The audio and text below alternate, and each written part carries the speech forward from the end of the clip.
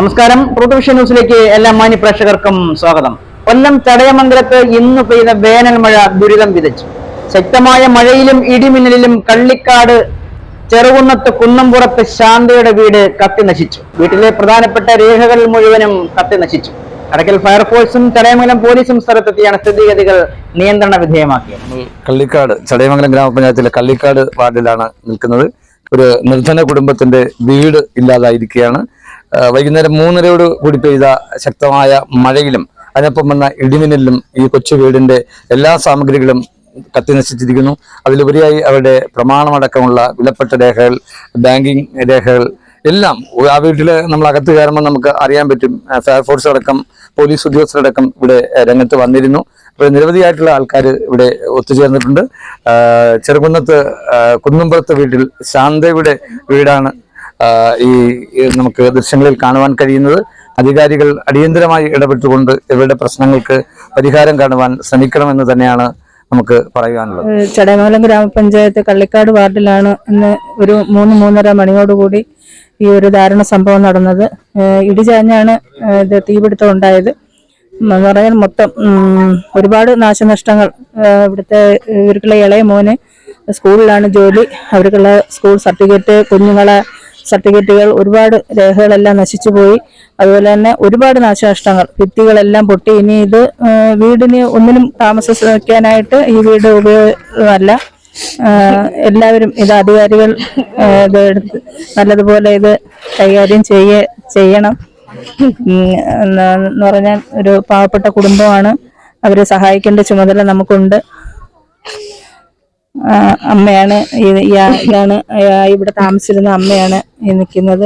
അമ്മയ്ക്ക് 3 ആമക്കളാണ്. ഇളയ മോനാണ് ഇവിടെ താമസിക്കുന്നത്. സ്കൂളിലെ ടീച്ചറാണ്, മലപ്പുറം സ്കൂളിലെ ടീച്ചറാണ്. പുള്ളിയുടെ രേഖകളാണ് മൊത്തം നശിച്ചു പോയത്. ഭാര്യയുടെ സ്കൂൾ രേഖകളും എല്ലാം ഉണ്ട്. അതെല്ലാം എല്ലാ സാധനങ്ങളും നശിച്ചു പോയി. തുണികൾ ഇറതി ഒറ്റ സാധനവും ഇല്ല.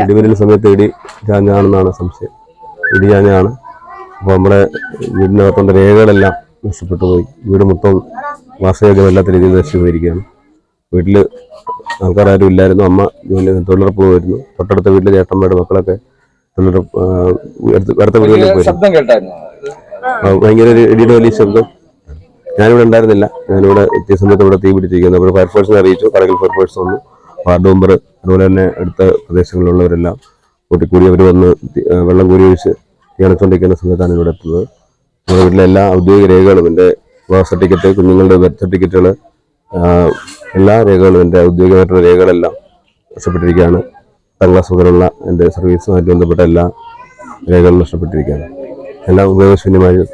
പ്രമാണമൊക്കെ പ്രമാണവും എൻ്റെ രേഖകളെല്ലാം നശിച്ചു പോയിരിക്കുകയാണ്. കൊല്ലം ചടയമംഗലത്ത് കള്ളിക്കാട്ട് ഇടിമിന്നലിൽ വീട് കത്തിനശിച്ചു. ഇന്ന് വൈകിട്ട് 3:30 മണിയോട് കൂടിയാണ് സംഭവം നടന്നത്.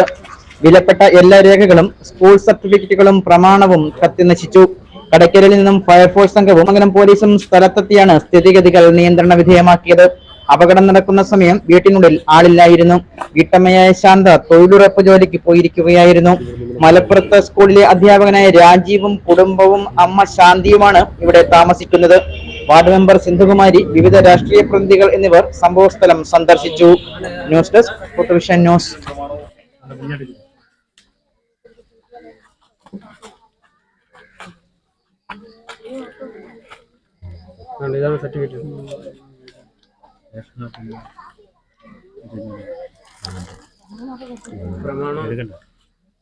വേണ്ട അങ്ങനെ